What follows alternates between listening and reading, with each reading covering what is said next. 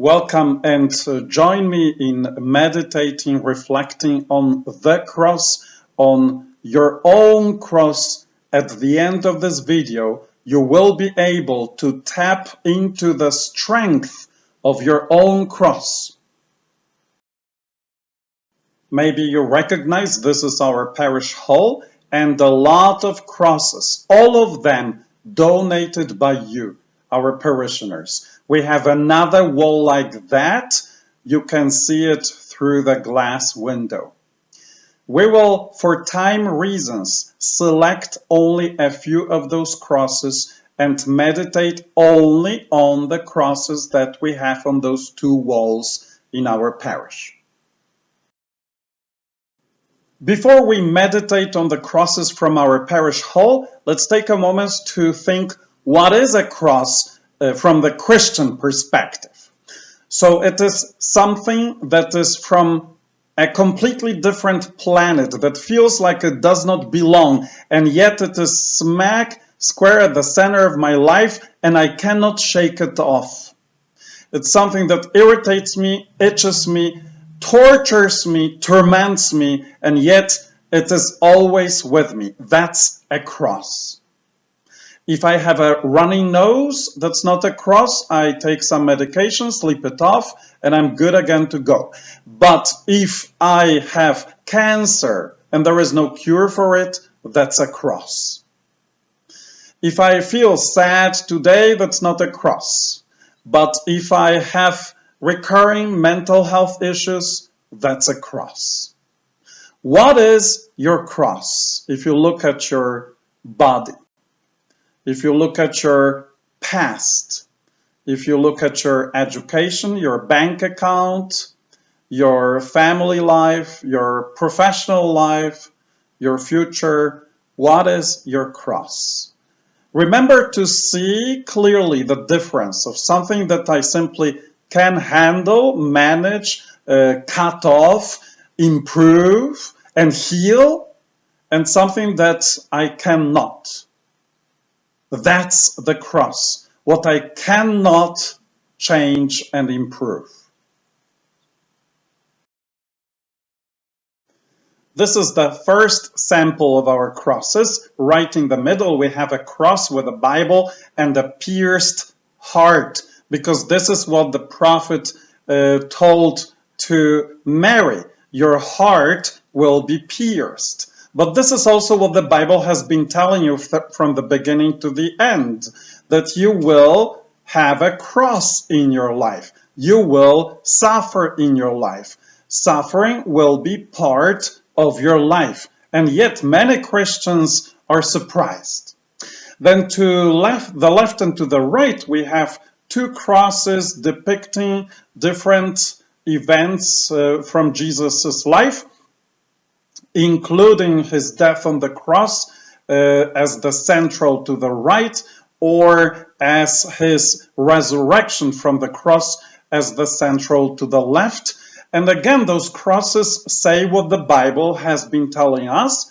The cross is part of Jesus' mission. It's not some additional tag on, some mistake, some misunderstanding. It is part of his life, his mission. It's not like the main editor got sick and the intern misunderstood and threw in something that doesn't belong. The cross, the suffering, is part of Jesus' life and his mission.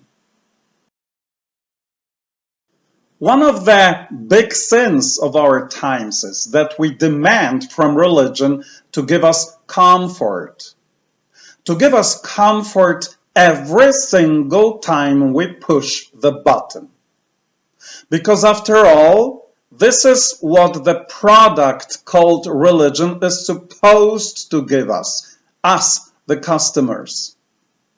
It should give us this soothing lullaby when we go to bed after a stressful day. However, Christian religion, the teaching of Jesus, the aim of it is to tell us the truth, because our happiness is only in the truth. And that's why Jesus is telling us through his suffering, through his cross, inconvenience is real.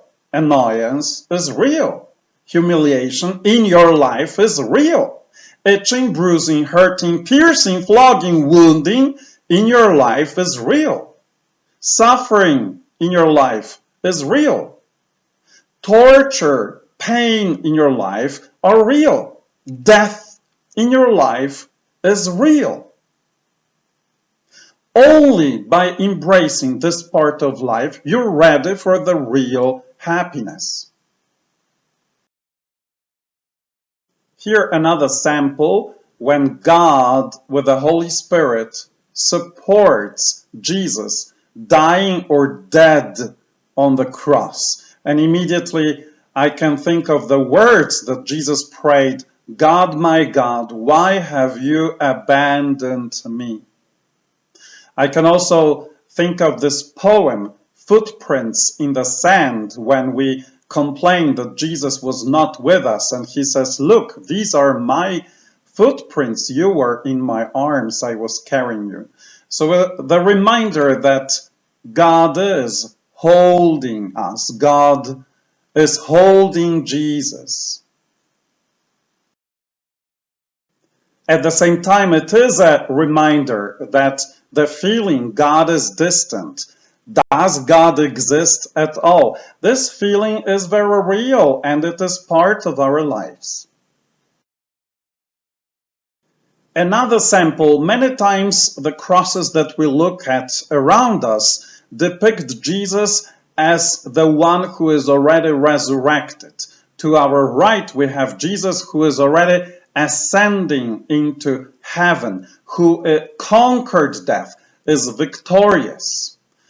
To the left, we can see the cross that we have in our main church. That's Jesus on the cross with the crown of thorns, but already looking up, looking ahead, looking into the future. He already is the one who rose again, who is alive again. Another sample. I would not be able to say which one of these is my favorite. All of them are my favorite. The simplicity of suffering. The starkness of suffering. There is no fluffiness about it. Nothing is pink here. Nothing is soft. Nothing is nice or sweet or cute. Nothing is helpful. Just stark suffering, and this is how suffering feels a lot of times. Another sample of my many favorite crosses, telling us, showing us, depicting the suffering as something stark, something absolutely not romantic, reminding us that this is part of life when suffering feels like that. Another sample of my favorite crosses, probably better viewed up close. My camera does not give justice. So cross depicted as scenes of everyday lives of many simple average people. Cross as suffering present in our daily lives, ordinary lives of us ordinary people. Another favorite of mine, when we have a cross, but at the same time many crosses. Because nobody has just one cross. We carry many of them and they itch and torture us in many different ways. At the same time, we never carry just our cross or crosses. The crosses of our loved ones are also our crosses. Sometimes crosses of the people that we don't like become our crosses. This sample gives me a different message. To the right, we have a Celtic cross.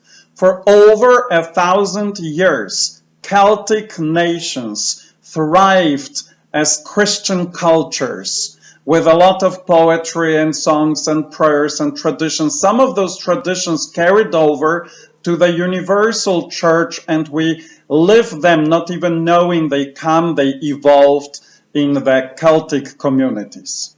And then all this cruelly destroyed over hundreds of years by the English.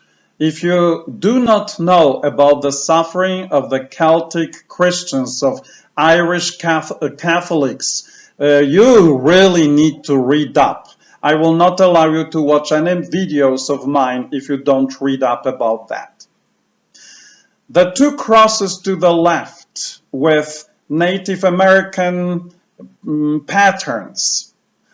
All these three remind me that God is for everyone. God is not just the possession of a few chosen nations.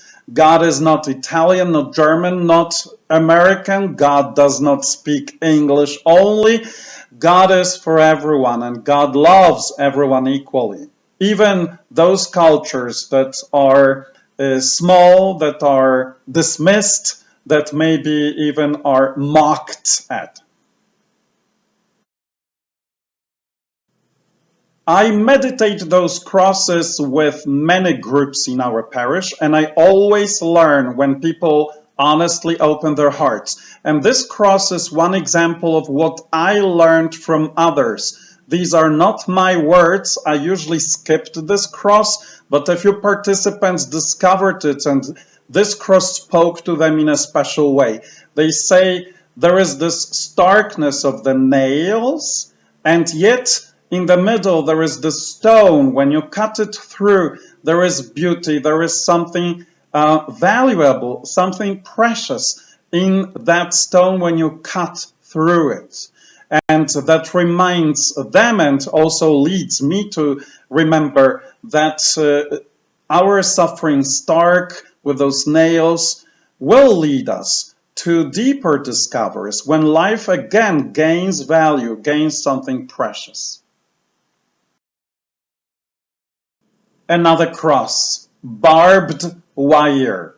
Something horrible that reminds me of concentration camps where millions of Polish people were put. My grandpa was in a concentration camp. But at the same time, weaved into it, beads or colorful stones that are really beautiful, that are precious, that tell us once you get through that cross, once you get through the pain of the suffering, you also discover deeper life, deeper joy of life, deeper wisdom of life.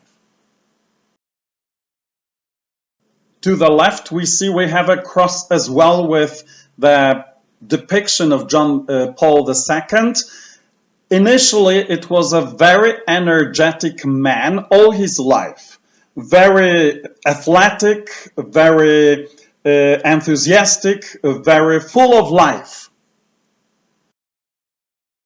But then this energetic man gets another cross for about the last decade of his life, Parkinson's disease, and many Catholics ask him to go away, not to show himself. And yet he insists on showing himself in this state.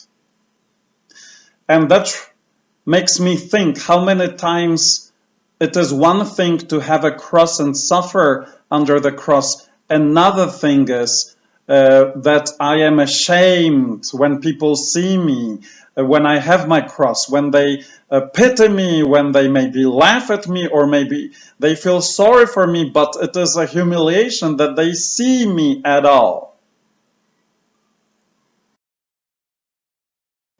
To the left, a sample of crosses that we have with shells on them, and shells in antiquity meant eternity, life forever. And this is what ultimately we believe a cross, our crosses, the cross, will give us, will lead us to. St. Paul told us we are pathetic if there is no resurrection. If there is no resurrection, our faith is ridiculous. Are you pathetic? Are you ridiculous? Does your cross, do your crosses lead you to eternity? And we have a sample of many crosses that simply to my eye seem ornamental. And maybe the person who created them had no deeper reflections. Maybe the crosses are the expression of the person's joy and wisdom after suffering a cross. But it definitely can be for you the expression of joy and wisdom of experiencing a cross. So the question is now, after seeing a sample of our crosses, is there anything here that is worth treasuring in your heart? What is it? What comes to your mind? What is God telling you after looking at those crosses? This is one of the crosses that I have in my house. I bought it in Mexico and I loved it from the very first second I saw it, for the colors, for that festival of life and joy, the flowers, the bird that just bursts with the joy of life. And this cross invites me to first consider the invitation of Jesus. Jesus tells me that the culture of today lies to me when they promise me happiness exactly through or by running away from the cross. Jesus says they are lying to you. When they promise me happiness aside from my cross, Jesus says they are lying to you.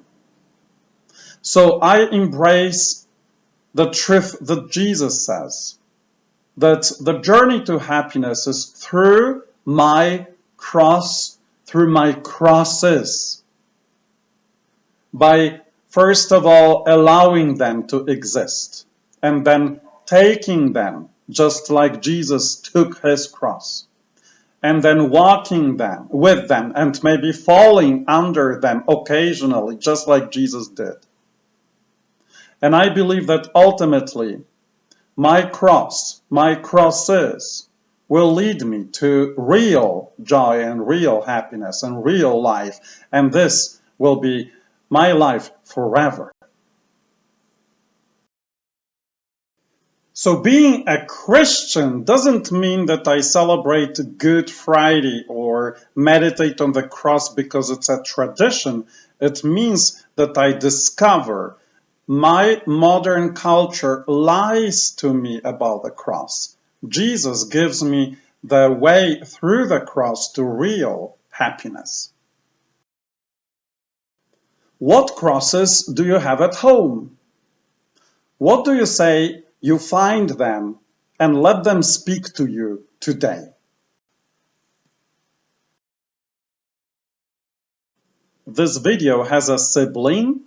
The traditional Stations of the Cross, you have it here depicted to your right, and you can find them in the parish collection of videos, or you can subscribe under your video.